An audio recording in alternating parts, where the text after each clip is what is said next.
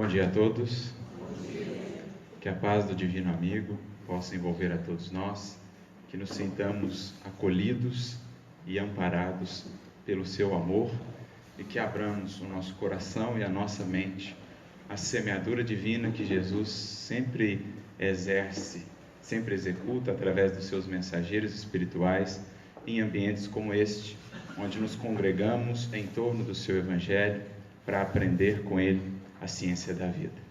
Gostaria, antes de tudo, de agradecer pelo convite de pessoa final, essa oportunidade de estar aqui com vocês, nessa cidade tão bela, partilhando dessa manhã em que a gente sente esse clima de fraternidade, de comunhão, que era o traço marcante do cristianismo, e sendo o Espiritismo nada mais do que a revivescência desse cristianismo, que nós possamos seguir cultivando essa comunhão, essa fraternidade, essa união em torno dos ideais que nos congregam, que nos conjugam. Que tenhamos, portanto, reflexões proveitosas para a nossa caminhada espiritual em busca da luz divina que nos atrai a todos. E a nossa reflexão nesta manhã vai girar em torno de uma passagem do Evangelho que se encontra no Evangelho de João, capítulo 5, muito similar em alguns aspectos à leitura que foi feita aqui logo no início, do outro paralítico, aquele que adentrou a casa onde Jesus estava pelo telhado. Essa passagem encontra-se no Evangelho, capítulo 5, a cura do paralítico de Betesda. Uma passagem muito simbólica. As passagens de João são mais extensas, e João tem essa característica de ter passagens ali únicas, ou unicamente narradas por ele, geralmente mais descritivas, geralmente com muitos detalhes que enriquecem muito o aprofundamento e o entendimento do estudo, na medida em que a gente vai buscando fazer essa análise miúda, trocar miúdos do texto, o famoso miudinho, claro, inspirados pela espiritualidade superior e pelas lentes que a doutrina espírita nos traz para que a gente enxergue mais profundamente a lição. E é isso que a gente vai tentar fazer aqui hoje, criar esse vínculo do acontecimento de há 2000 anos com a nossa existência hoje. Porque o estudo do Evangelho ganha sentido e significado em nossa vida quando criamos esse vínculo. Quando passamos a perceber que, na verdade, os personagens e acontecimentos que ali estão descritos nada mais são do que figuras, arquétipos, ilustrações de experiências e circunstâncias que nós mesmos vivenciamos.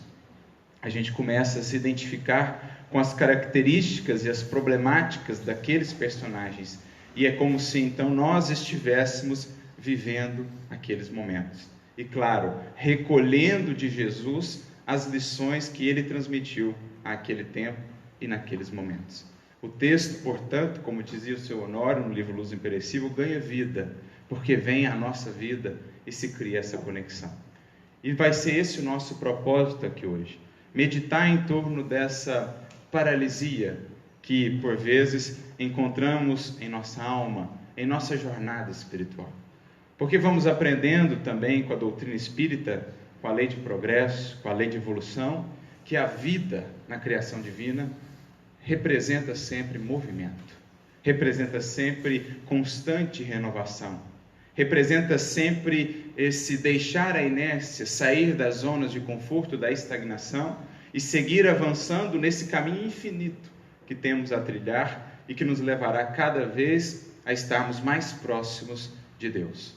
Vida é, portanto, movimentar-se. E estagnação é, em certo sentido, estar morto. Morto em sentido espiritual. Aquele que abdicou da vida, aquele que abdicou do crescer, aquele que deixou o movimento natural da criação, que é o movimento do evoluir. Então a gente vai percebendo já que é em torno disso que essa lição irá tratar.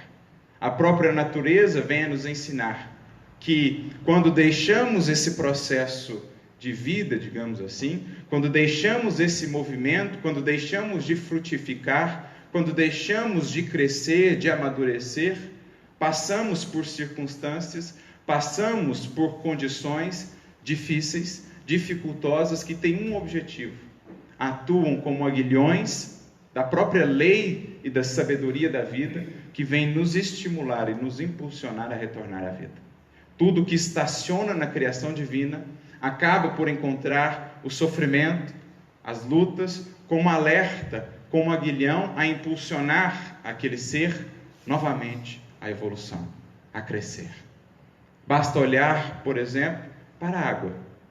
Existe a água morta e a água viva, daí a expressão água viva, tão usada no Evangelho. Água viva porque em movimento, porque levando por onde passa renovação, esperança, alegria. É esse o símbolo, essa é a representação de uma fonte. Por onde passa, deixa um rastro de verde ao seu redor. É viva, é água viva. Mas olhemos, por outro lado, para a água que estaciona, para a água parada, fonte de enfermidades, fonte de podridão. A água que deixou de estar no movimento da vida passa por essas circunstâncias da morte espiritual a fim que possa reviver. Então aqui a gente já vai analisando essa paralisia em sentido diferente, em sentido espiritual, percebendo que muitas vezes, embora não estejamos na condição de limitação do corpo físico, estamos sim paralisados na alma.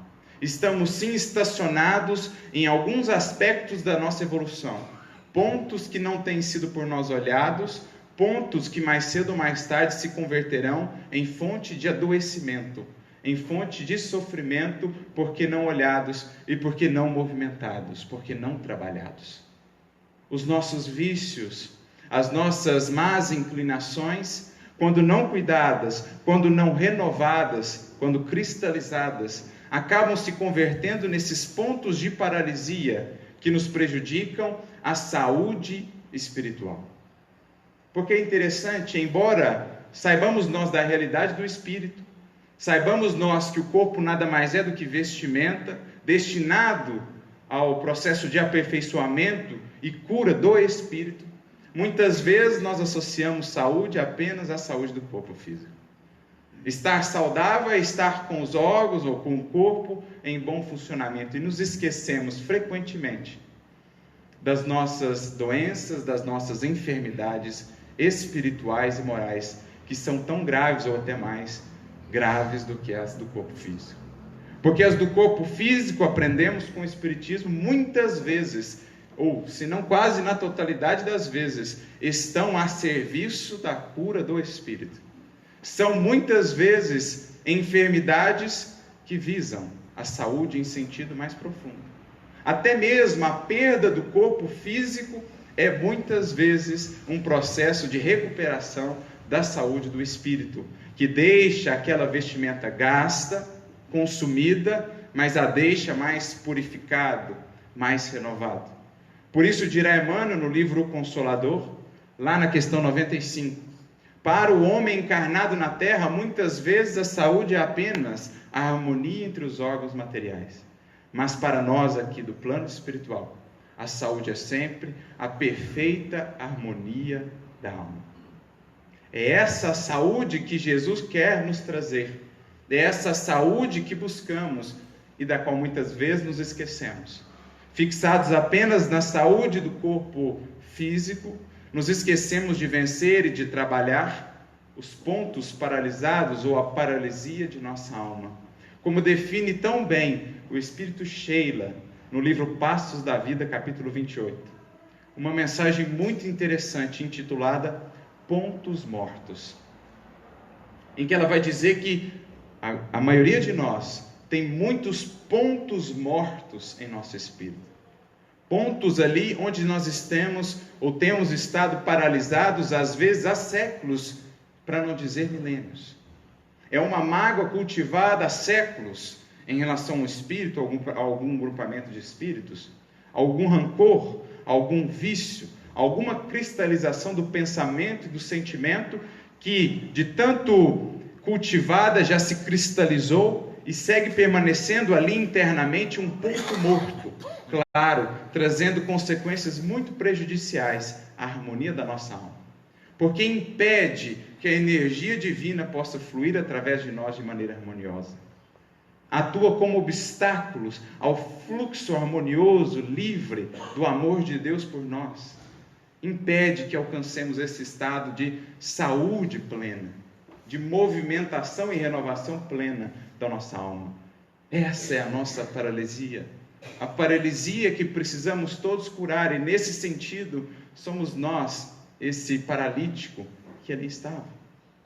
No tanque de Betesda, um tanque que ficava ali em Jerusalém, próximo à Porta das Ovelhas, como diz a passagem, onde ali se congregavam cegos, enfermos, coxos, mancos, aqueles homens e mulheres de mãos ressequidas, de mãos mirradas, enfim, ali estavam todos aqueles indivíduos, e claro, renovando o nosso olhar, percebemos ali estava representado todo esse conjunto das nossas enfermidades morais também. Porque embora não cegos do olho físico, do olho material, muitos de nós estamos cegos em espírito para a realidade das bênçãos da vida que nos cerca. Embora não mancos, às vezes, do corpo físico, estamos mancos aí da vontade, da determinação, e assim sucessivamente, inclusive a paralisia. Então é essa paralisia que aqui hoje vamos buscar encontrar em nós, para buscar aprender com Cristo como tratá-la, como curá-la.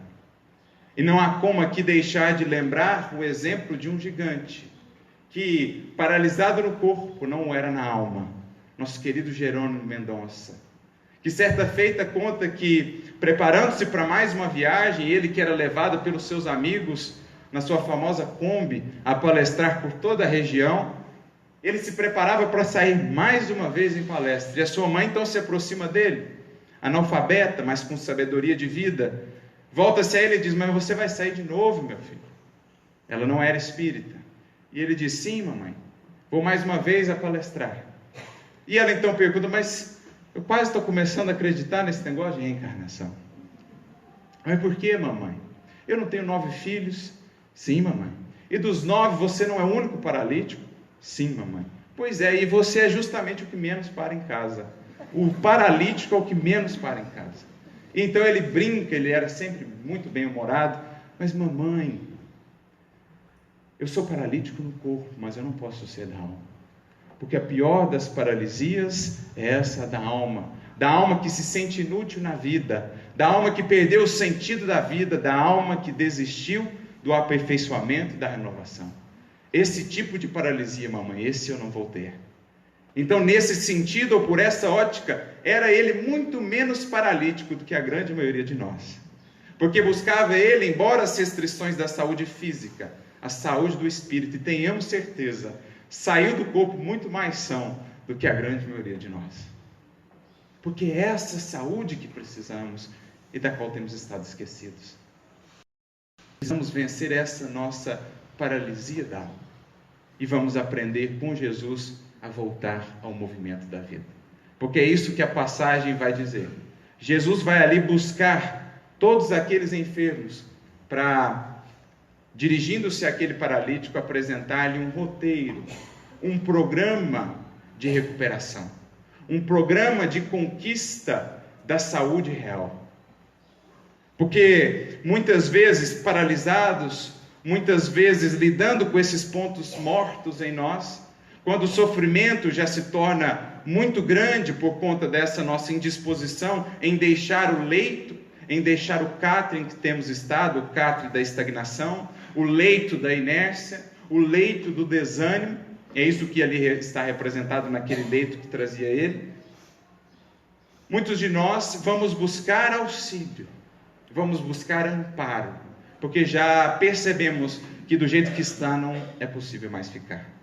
Vamos buscar então auxílio num grupamento onde a mensagem de Jesus seja estudada.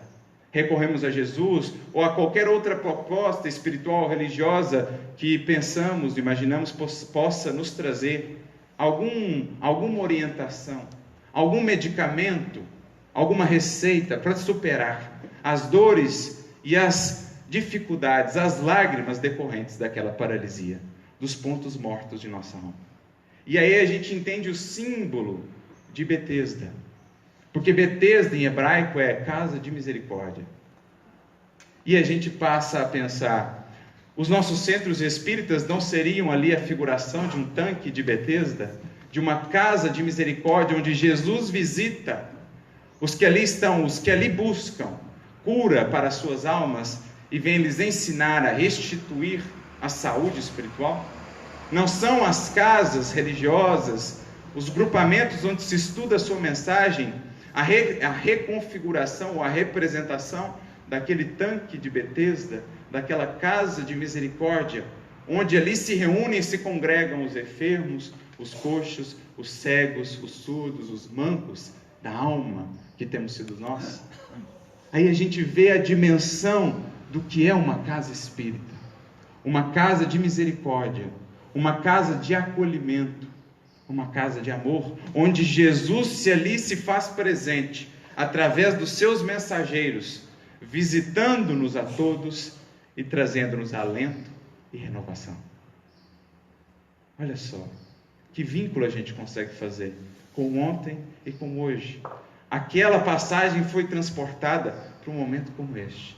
Foi transportada e é transportada para as nossas casas espíritas. Nós ali atuamos como representantes do Divino Mestre, que encontra em nossas mãos, em nosso coração, em nossos ouvidos, em nossa boca, os recursos, os membros por meio dos quais Ele pode atuar no mundo.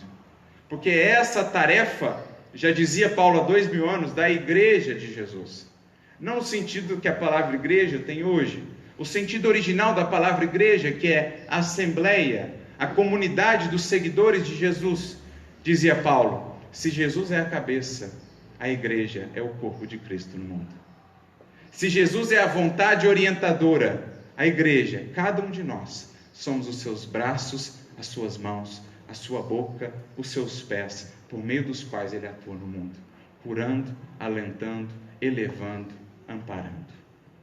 A igreja é o corpo de Cristo. O centro é a casa de misericórdia, o tanque de Betesda, onde aqui recebemos todos esses enfermos para, de algum modo, sermos instrumentos de Jesus, auxiliando-os na cura. Porque, invariavelmente, Jesus visita todos esses núcleos. Onde quer que medre o desejo do bem e a vontade de servir, Jesus ali vai visitar a todos que ali estiverem, disposto a ajudar, mas esperando também a contraparte de cada um em se dispor a ser ajudado, em se dispor a ser curado. Porque Jesus, embora nos ame muito, não pode suplantar o nosso querer, não pode suplantar a nossa vontade.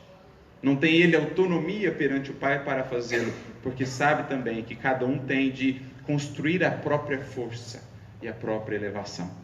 Contaremos sempre com o seu auxílio, mas há uma parte que nos compete. E aí a gente entende melhor a aproximação de Jesus àquele homem. E a pergunta, digamos assim, profunda que Ele faz a ele e a todos nós. Jesus visita aquele local, reconhece nele já um enfermo de há muito tempo, estava ele ali há 38 anos.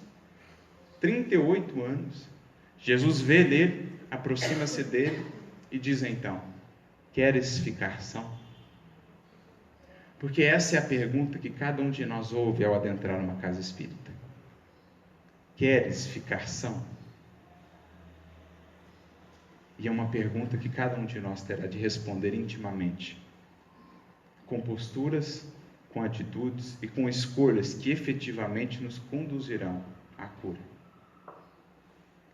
Porque Jesus não chega curando, Jesus pergunta antes. Porque Ele sabe que a cura não é um instante, não é um momento, não é um milagre. A cura em sentido real, em sentido espiritual, ela é uma caminhada com Jesus. Ela é uma jornada com Cristo. E só pode conquistá-la aquele que se dispõe a fazê-lo. Jesus quer exaltar ali a importância do querer e da vontade na busca dessa cura. Porque se não quisermos, nem Ele poderá fazê-lo. Quer Jesus destacar a importância de olharmos, de definirmos aqui o nosso querer, a nossa vontade, porque só ela, fortalecida, será capaz de nos sustentar na busca e na manutenção dessa saúde espiritual. Como dirá Emmanuel no livro Pensamento e Vida, capítulo 2, quando ele vai falar da vontade, que é a gerente da nossa mente, que coordena todas as outras forças do nosso espírito.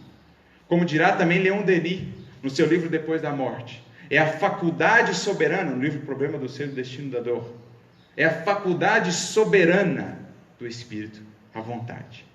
E Emmanuel diz, só a vontade é suficientemente forte para sustentar a harmonia do Espírito. Se a gente acabou de aprender com ele que saúde em sentido espiritual é a perfeita harmonia da alma, ele acabou de acrescentar para nós que só uma vontade firme, só a vontade é a força suficientemente capaz de manter essa harmonia, de cultivar. Porque não basta apenas buscar essa cura, é preciso depois mantê-la. Não basta apenas buscar a paz com Cristo, é preciso depois cuidar para que ela permaneça conosco. Como diz também o apóstolo Pedro na sua carta, primeira carta de Pedro, capítulo 3, versículo 11. Busque a paz e siga. Veja só, não é só buscar, não é só desejar a paz, é também seguir a paz. Como a dizer que existe um procedimento de vida que precisamos cultivar a fim de que essa paz permaneça conosco, a fim de que essa saúde permaneça conosco. Busque ela, mas também siga. Isto é, molde a sua vida, o seu caminhar, o seu conduzir-se pela existência, de modo a mantê-la consigo. É isso que Jesus quer ressaltar ali. A importância do querer, da vontade. Porque aí a gente nos lembramos também das questões do Livro dos Espíritos. Uma questão que é daquelas questões incômodas do Livro dos Espíritos, aquela resposta assim que a gente ouve e que gostaria de não ter ouvido, porque ela realmente nos chacoalha um pouquinho, que é a questão 909. Quando Kardec volta-se aos benfeitores espirituais e pergunta: poderia sempre o homem, por meio dos seus esforços, vencer as suas más inclinações? Porque essa é a grande pergunta. Se são essas más inclinações, se são essa nossa rebeldia perante a lei divina, os nossos vícios morais, que nos levam a esse sofrimento e essa paralisia da alma, podemos sempre, por meio dos nossos esforços, vencê-los? Podemos sempre? E a resposta dos Espíritos? Sim. Mas eles não se contentam com o sim. Eles têm que pôr um acréscimo. Eles dizem assim: e frequentemente, fazendo bem pequeninos esforços. O que lhes falta é a vontade. Quão poucos dentre vós se esforçam. Veja só, gente. Frequentemente, com pequenos esforços diários, cotidianos, cultivados na disciplina constante, resultariam ali mais adiante em conquistas tremendas para a nossa alma. Mas falta-nos o mínimo e muitas vezes estamos ansiosos pelo muito. Como dizia Jesus: por que estáis ansiosos pelo tanto ou pelo muito, se nem as coisas mínimas vocês têm feito? Se nem as disciplinas mais fundamentais a gente tem buscado exercitar? A disciplina no se alimentar, a disciplina na pontualidade, a disciplina do sono, a disciplina do estudo, todas essas são as disciplinas básicas, para que a gente tenha depois força suficiente para as grandes disciplinas, que é a disciplina de emoções, disciplina de pensamento, disciplina de sentimento. Como é que eu vou alcançar essas, se eu não faço as mínimas? É isso que eles estão falando. Mas dizendo também, sempre é possível vencer. Não nos chegam problemáticas impossíveis de serem transpostas. Não nos chegam fardos superiores ao potencial. Pode ser que o fardo vai exigir de nós uma força que acreditávamos não ter, mas que Jesus sabe que temos. Mas a gente sempre pode vencer. Porque quando a gente está nessa situação, muitas vezes o que a gente costuma fazer? Projetar a responsabilidade sobre a vida, sobre terceiros. O culpado por ali estarmos naquela condição de estagnação são as circunstâncias que foram difíceis demais, ou outro que me fez passar por isso ou por aquilo outro. Nós projetamos no outro. E é o que, de certo modo, nós vemos na passagem, sem entrar no mérito da resposta do indivíduo, mas quando Jesus pergunta isso para ele, ele diz: eu queria, mas é que nunca tem ninguém para me levar até lá, nunca tem ninguém para me levar até o tanque. O que está representado ali, senão essa terceirização? eu queria, mas nunca tem ninguém na hora, sempre falta circunstância.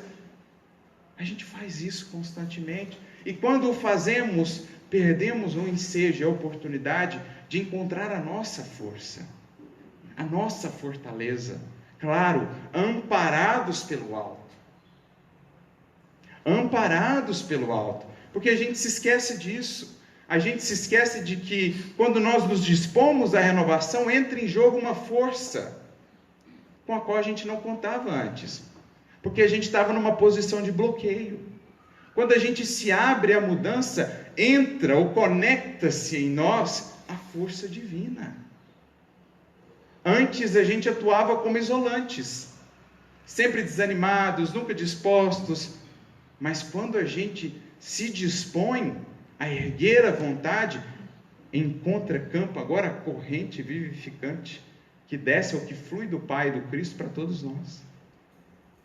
Por isso eu me recordo de uma mensagem de Emmanuel, que está no livro Pão Nosso, capítulo 79. E ela é intitulada O Mas e os Discípulos. E é interessante, ele vai comentar o versículo do apóstolo Paulo que diz: tudo posso naquele que me fortalece.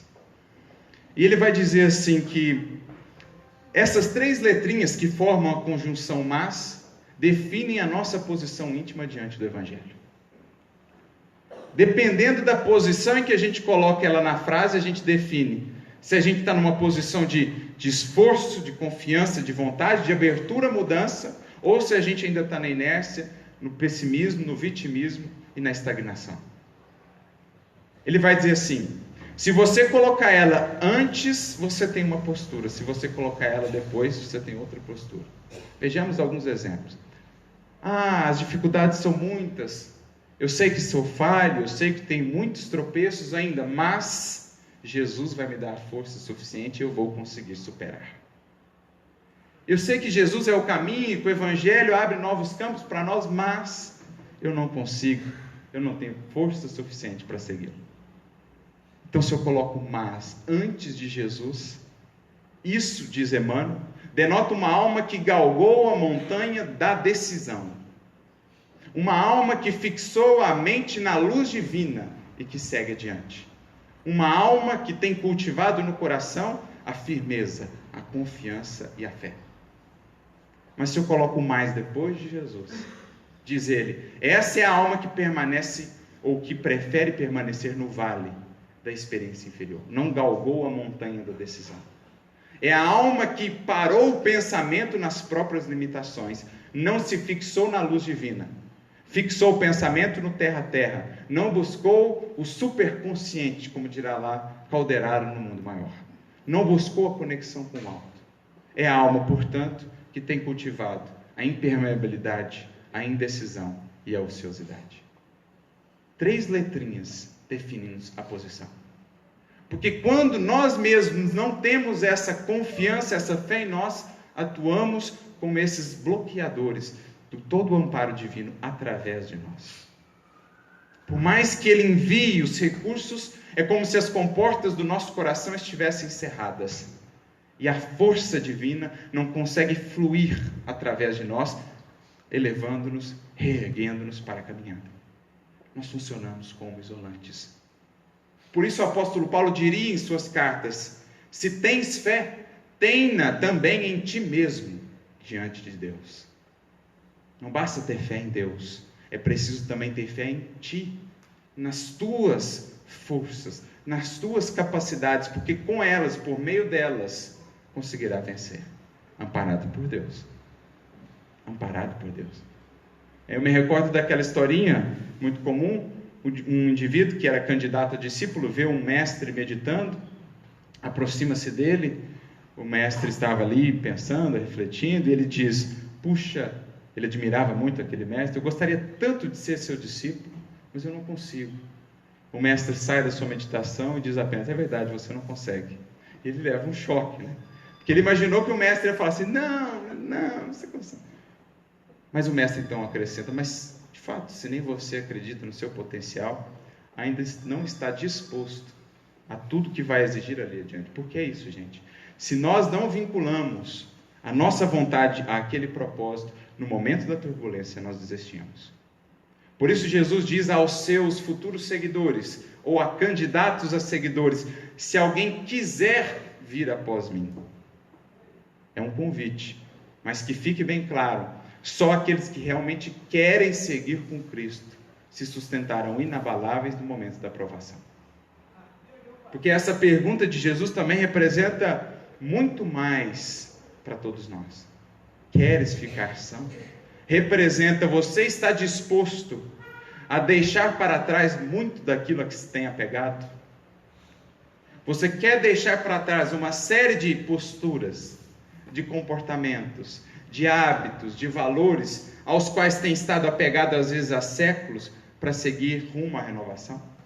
Porque às vezes a gente se apega a isso, a gente se apega ao egoísmo, a gente se apega ao orgulho, a gente se apega às nossas dores, a gente se apega às nossas mágoas, não soltamos de jeito nenhum. Aí a gente se aproxima de Jesus, dizendo a Ele: mestre, eu gostaria de usufruir, de experimentar a sua paz. Mas para isso Jesus faz a pergunta: queres mesmo ficar são? Porque para ficar são, meu filho, você vai ter que abrir mão das suas mágoas. Você está disposto a perdoar? Você está disposto a transformar mágoas em perdão? Não vai te faltar auxílio para isso, mas você já desapegou das suas mágoas? Porque como é que você vai usufruir, experimentar a paz do Cristo com mágoas no coração? Você está disposto, meu filho, a disciplinar as suas emoções? Você está disposto a disciplinar o seu pensamento? Você está disposto a cultivar o trabalho no bem, aproveitar melhor o tempo? Você está disposto a servir, a apagar-se para engrandecer os demais? Você está disposto a abrir mão das ilusões e das capas do mundo? Você está disposto a sofrer a incompreensão, os ataques, as calúnias, que são ainda a condição dos verdadeiros seguidores de Jesus no mundo? Veja só o tamanho dessa pergunta: queres ficar são? Não é uma coisa simples, gente. É a pergunta da nossa vida. A grande coisa que a gente precisa pensar é: eu já tenho uma resposta sim para isso? Porque só quando eu tiver a resposta sim, eu vou estar apto a realmente entrar nessa jornada com Jesus.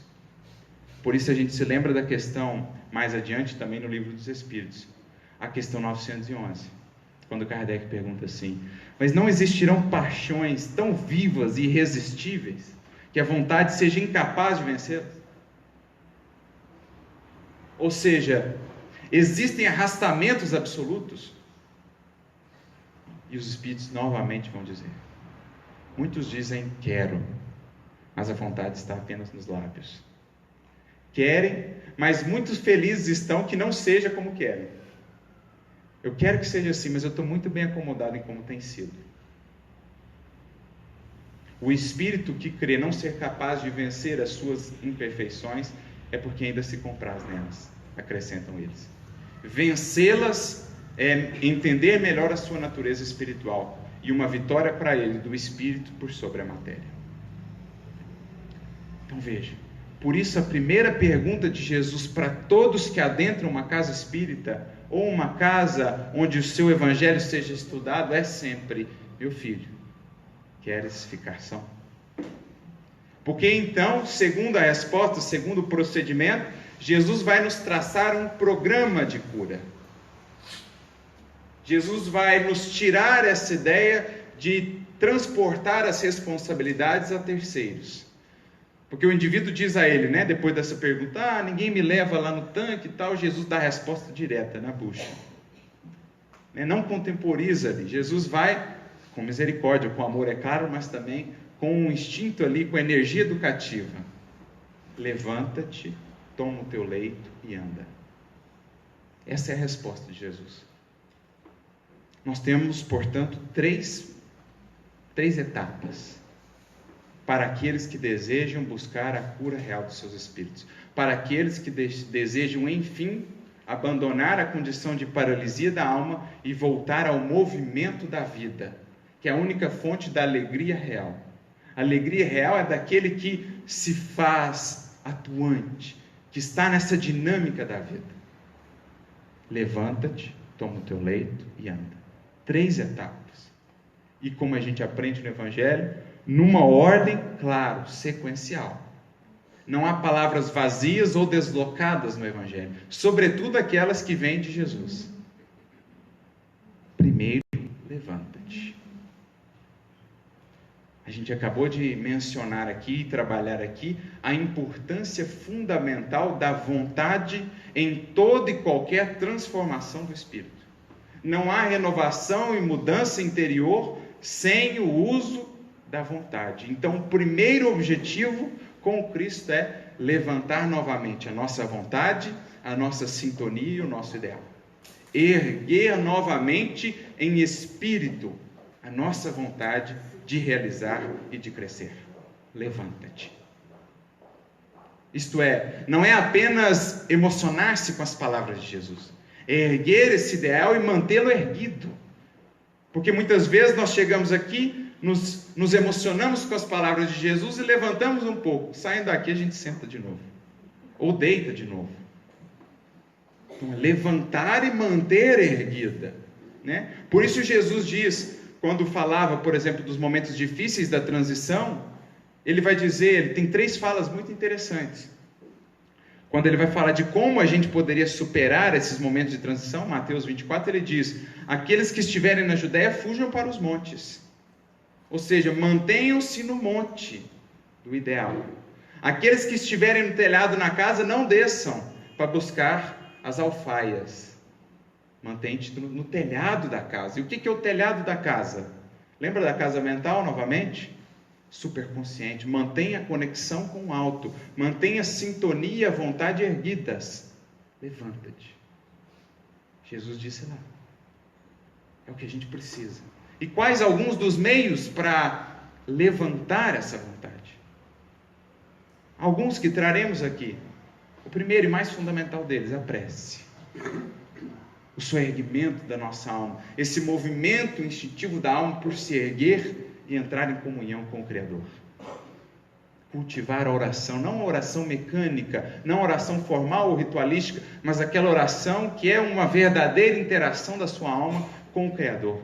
Essa oração que representa o movimento, o anseio da alma por libertar-se, por erguer-se nos planos da vida. Esse é o primeiro recurso que todos temos. Um segundo, tão fundamental quanto o estudo, a compreensão das leis divinas, o conhecimento de nós mesmos, representado também na meditação. Estudar é fortalecer, é erguer a nossa alma, é elevar o nosso padrão de pensamento, o nosso padrão vibratório. Porque na medida em que vamos nos esforçando por fazer, como diz Neo Lúcio, o esforço do estudo em torno do Evangelho é um processo de imantação da nossa mente com as esferas superiores. Então, estudar em torno do Evangelho, das lições de Jesus, é buscar imantar, vincular a minha mente, o meu psiquismo com as esferas superiores, é levantar. Porque senão, caímos na anemia espiritual pela falta de alimento ou do pão da alma, e caímos na ociosidade ou na fraqueza, no abatimento. Por quê? Falta alimento. Sem alimento, o nosso corpo não se levanta dia a dia para o trabalho. A nossa alma, como o corpo, também precisa desse alimento que encontramos no estudo edificante, no pão que alimenta a nossa alma. Por isso já dizia Jesus, nem só de pão viverá o homem, mas de toda palavra que sai da boca de Deus. Do estudo e da reflexão em torno das leis divinas e de nós mesmos. Isso também levantar-nos. E por fim, outro recurso fundamental, trabalho no bem. Porque o trabalho no bem é a ginástica da vontade, é a ginástica da alma. Como diz o apóstolo Paulo no Evangelho segundo o Espiritismo, capítulo 15, item 10, quando falava da caridade, diz ele, para não fazer o mal basta a inércia e a negligência, mas para fazer o bem é preciso sempre o uso da vontade. Dizia ele, portanto, qual a melhor ginástica da vontade? Qual o melhor meio de fortalecê-la? Prática, vivência do bem.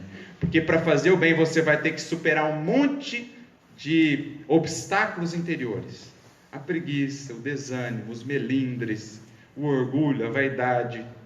Tudo você vai ter que passar por cima se quiser realmente trabalhar no bem. Então você vai fortalecendo a sua vontade. Esses são os recursos fundamentais que todos temos para erguer e manter erguida a nossa mente. para que a gente mantenha o coração vinculado à meta, ao objetivo. Porque o nosso coração nos levará sempre aonde projetamos o nosso alvo, a nossa meta. Como dizia Jesus, onde está o teu tesouro, aí estará o teu coração.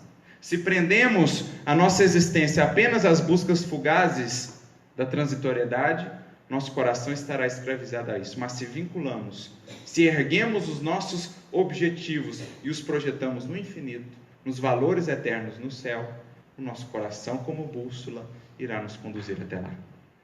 Então, levantar é também levantar as metas, tirá-las do terra a terra da vida e projetá-las, como já dizia Jesus, no céu. Não trabalhe só pelo pão que perece, trabalhe também pelo pão que permanece para a vida eterna. Não busque apenas os tesouros que as traças consomem e os ladrões roubam. Projete os seus tesouros lá onde os ladrões não alcançam, nem as traças podem consumi-lo. Isso é levantar. E claro, manter erguida. Por isso a importância da constância, de fazer-se isso diariamente, de cultivar-se isso diariamente. Porque só com essa vontade fortalecida passaremos ao segundo passo do processo. Levanta-te, toma o teu catre. Ou toma a tua cama, toma o teu leito. O que Jesus quer dizer com tomar o leito? Porque quantas vezes não passamos pela experiência difícil, ganhamos ali um desafogo daquela experiência e logo ali adiante estamos às voltas com a mesma experiência. Por quê? Porque não aprendemos com ela. Porque continuamos fazendo aquilo que nos levou a encontrá-la lá atrás. Seguimos fazendo os mesmos padrões. É a outra maneira de Jesus dizer, e ele diz isso depois ao próprio paralítico. Quando o encontra depois no templo, Jesus diz: vai, não peques mais, para que não te aconteça coisa pior. É outra maneira de dizer: toma o teu leito. Ou seja, aprende com aquilo que você passou. Colhe o fruto daquela experiência. Leve ele com você para não se esquecer mais do que te levou a estar naquele catre. Aprende com aquilo e guarda aquilo como tesouro do seu coração. Para sempre que você estiver se encaminhando novamente por aquilo, você se lembrar: eu já tive nesse leito. Eu já experimentei desse catre. E trago ele aqui comigo agora na forma de sabedoria. Não mais voltarei a lá. É isso que a gente precisa fazer. Porque só assim a gente realmente supera aquela experiência. Quando você guarda dela aquilo que ela trazia de tesouro oculto ao seu espírito. Isso é tomar o teu leito. É não voltar a repetir aqueles mesmos padrões. É sair da experiência difícil, e todas as experiências difíceis trazem o seu tesouro oculto. Sair delas trazendo essa experiência agora incorporada em nós e traduzida numa nova maneira de lidar com a vida e com as circunstâncias. Tomar esse catre representa também adotar uma postura de humildade, de coragem, sobretudo de responsabilidade, para lidar agora com as consequências dos nossos atos. Sair da postura de vitimismo e tomar o catre. Já que eu cheguei até lá, vou lidar agora com as consequências dessa escolha. Já que o leite foi derramado, vou agora buscar meios de não chorar sobre ele, mas sim de limpar o que foi feito. Porque é essa postura que a gente precisa, sair da culpa que estaciona e buscar a responsabilidade que nos recoloca no caminho do crescimento. Como diz Joana de Ângeles, troque culpa por responsabilidade. Isso é tomar o teu leito. Lida com a experiência. Você chegou até lá porque semeou. Colhe os frutos agora, mas prepara uma nova sementeira, aprendendo com a sementeira anterior. Uma sementeira melhor, selecionando melhor as sementes que são lançadas no solo da vida dia a dia. Isso é tomar o leito. Para que a gente não incorra novamente nas mesmas condições. Para que a gente não fique de encarnação em encarnação repetindo os mesmos padrões. Como dirá Emmanuel, permanecendo num círculo de reencarnações de baixo teor espiritual. Quando a gente se ergue, cai de novo, tropeça no mesmo ponto, sofre as consequências, se ergue, na hora que está se erguendo, tropeça de novo no mesmo ponto, e assim fica. Um ciclo vicioso. Sair desse ciclo vicioso é aprender com ela, levar daquela experiência o leito, o catre da experiência, dos valores colhidos ali. E só assim a gente se encaminha ao terceiro ponto. Anda. Não adianta levantar, pegar o catre e ficar parado. Porque a gente aprendeu do próprio início da reflexão que paralisia é a estagnação. paralisia haverá de nos conduzir novamente ao leito do sofrimento, da dor, da angústia, das aflições. É preciso, uma vez erguida a vontade, uma vez colhido o fruto da experiência, seguir progredindo na direção das experiências novas que virão. Porque o caminho, gente, nunca se esgota. É um caminho vasto, infinito, mas belíssimo para aqueles que aprendem a apreciar a paisagem. O que nos distancia e nos separa de Deus será sempre o infinito, mas cada vez estaremos mais próximos, no sentido mais aconchegados ao seu amor e ao seu amparo. Por isso é importante progredir sempre, renovar sempre, que está ali representado no andar. Não basta levantar, é preciso caminhar, atendendo aos novos imperativos da vida, que surgem como esses estímulos para crescer.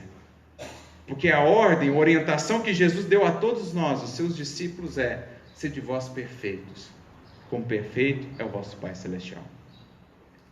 E a gente fica a pensar, mas como é que pode? Se a gente é relativo, Jesus coloca como ideal, como meta, o absoluto, nosso Pai, Ele.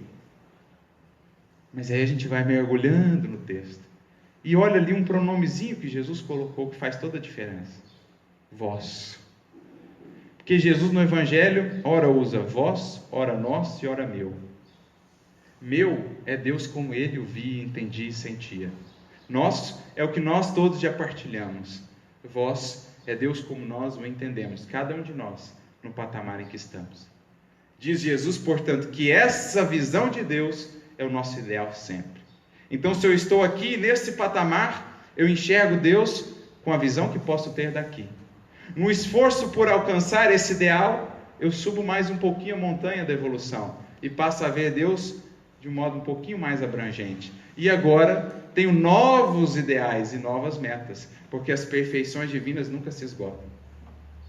Então, melhorando um pouquinho, eu tenho uma nova visão de Deus, que me trazem novos deveres, que me trazem novos objetivos. No esforço por alcançá-los, eu cresço um pouquinho mais.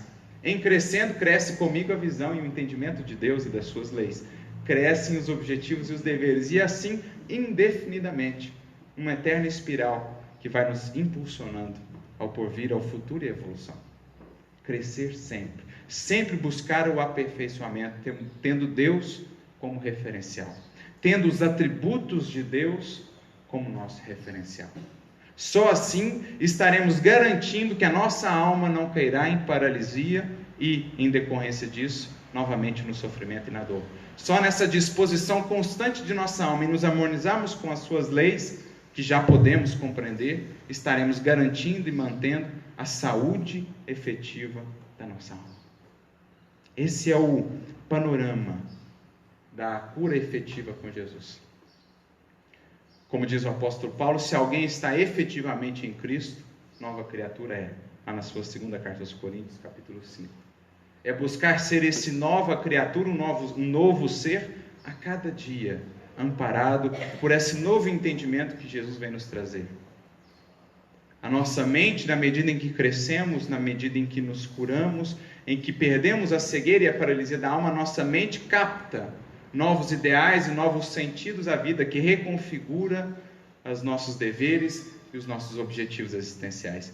Como diz o Espírito Lázaro, no capítulo 17 do Evangelho segundo o Espiritismo, lá no item 7, quando fala do dever, ele diz: nunca cessa a obrigação moral da criatura para com Deus. O dever cresce e irradia sob formas mais elevadas na medida que o Espírito ascende. Antes eu estava aqui, os meus deveres se resumiam à faixa de visão que tinha nesse patamar. Engalgando os novos degraus da evolução, os meus deveres se ampliam. Porque essa é a ideia de dever que temos em Emmanuel também. Dever é a região moral onde estamos constantemente alertados pela nossa consciência. Está lá no livro Pensamento e Vida, capítulo 21. Isto é, quanto mais expandida está a minha consciência, melhor é a minha compreensão dos meus deveres. Para comigo mesmo, para com a criação divina, para com os meus semelhantes, para com o Criador. Esse é o nosso processo. Esse é o paradigma, o roteiro da cura efetiva com Jesus. Diz o texto, encerra o texto dizendo: então ele estava são, tomou o seu leito e andava com Jesus. curado. Curado, claro, num sentido, porque existem muitos sentidos da nossa alma que aos poucos a gente vai descobrindo que estavam ali paralisados. Curado um ponto, a gente é transferido para outro pela própria dinâmica da vida, até que um dia consigamos conquistar a liberdade plena e total do nosso espírito, na perfeita integração com o Evangelho e com as leis de Deus. Essa é a proposta. Desenvolver então em nós essa força interior, essa fé que na definição dos Espíritos, no capítulo 19 do Evangelho segundo o Espiritismo, quando o Espírito Protetor fala sobre a fé divina e humana, essa fé que é a vontade de querer. Que definição bonita de fé. Vontade de querer. Porque só ela nos impulsionará nesse processo com Cristo. Como diz também esse mesmo Espírito, se cada um de vós encarnados soubesse da força que em si trazem, e se estivessem dispostos a harmonizar a sua vontade a essa força, conseguiriam fazer o que até hoje foi chamado de prodígios, mas que nada mais é do que o desenvolvimento das capacidades humanas. Essa força da nossa alma que está aqui na condição de sementes, os infinitos potenciais dos quais nos fala Leon Denis, tantas vezes em seus livros, que nós precisamos desenvolver, a fim de que estejamos com Jesus conscientes do nosso dever. Por isso trago aqui uma mensagem de Emmanuel, que está no livro Ideal o Espírita, capítulo 42, intitulada O Sublime Convite, fazendo referência justamente a essa passagem, que na verdade é um convite de Jesus, que aqui está sendo estendido a todos nós, no plano dos encarnados como no dos desencarnados. Jesus, a todos nós, já nos perguntou: queres ficar são? Já nos fez o convite: queres seguir-me? E Emmanuel, ao comentar, não vou lê-la toda, apenas um trecho, diz: em soerguendo o enfermo desditoso do leito de provação, convoca-nos Jesus a levantarmos todos do ninho de imperfeições, em que nos comprazemos, de coração cansado e mente corrompida. Veja só, o ninho de imperfeições, com o coração ali cansado, abatido, e a mente corrompida, a mente confusa. É preciso que façamos esse esforço para sair desse ninho, por meio desses recursos que o Evangelho nos apresenta. O exercício do amor, que abre novamente a nossa alma ao sol da vida, da verdade. O trabalho no bem, que fortalece a nossa vontade, que incita-nos à disciplina. Pelo estudo que enriquece a nossa alma, abrindo novos horizontes. O conhecimento da verdade, que na definição de Jesus liberta da ignorância, liberta da incipiência, que nos faz tomar muitas atitudes contrárias à nossa própria paz e à nossa saúde, por meio da oração, que nos conecta com Deus e que abre ambiência interior para que esses espíritos, os mensageiros do Cristo Ele próprio, possam nos soerguer para a vida. Se o egoísmo e orgulho, inveja e ciúme, cobiça e vaidade ainda nos prendem o coração ao catre do infortúnio, ouçamos o convite do Senhor amorável: levanta-te, toma o teu leito e anda. E erguendo-nos pela fé, ou seja, erguer-se pela fé, saberemos sofrer a consequência ainda amarga de nossa própria sombra, tomar o catre, caminhando por fim ao encontro da luz. Anda sempre, nunca deixa de caminhar. E encerro a nossa reflexão com aquela fala de Paulo, que está na sua carta aos Filipenses, capítulo 3, versículo 13 e 14. Ele que era um desses paralíticos da alma, curado por Jesus. Ele que, embora achando-se grande trabalhador, embora movimentando-se e andando por toda parte, na verdade, em espírito, encontrava-se paralisado no orgulho e na vaidade, foi trazido novamente à vida, ao movimento por Jesus. Então ele diz nessa sua carta aos Filipenses: irmãos, não julgo que haja alcançado, mas se tem uma coisa que eu faço aqui, deixando para trás as coisas que lá ficaram e caminhando para as que estão adiante de mim, prossigo para o alvo, pelo prêmio da soberana vocação de Deus em Cristo Jesus. Em outras palavras, aprendendo com o passado, porque o passado é bom para referência, mas nunca para residência. Deixando para trás o passado e trazendo comigo o leito ou o catre, volto-me para aquilo que está diante de mim e prossigo para o alvo, para a meta de todos nós, que é o convite que Deus fez a cada um de nós em Jesus. Jesus é o convite divino de Deus à humanidade. Venham estar comigo, venham sentir comigo a bênção e a glória da criação. Que Jesus nos abençoe a todos, a nos levantarmos para a vida. Muita paz.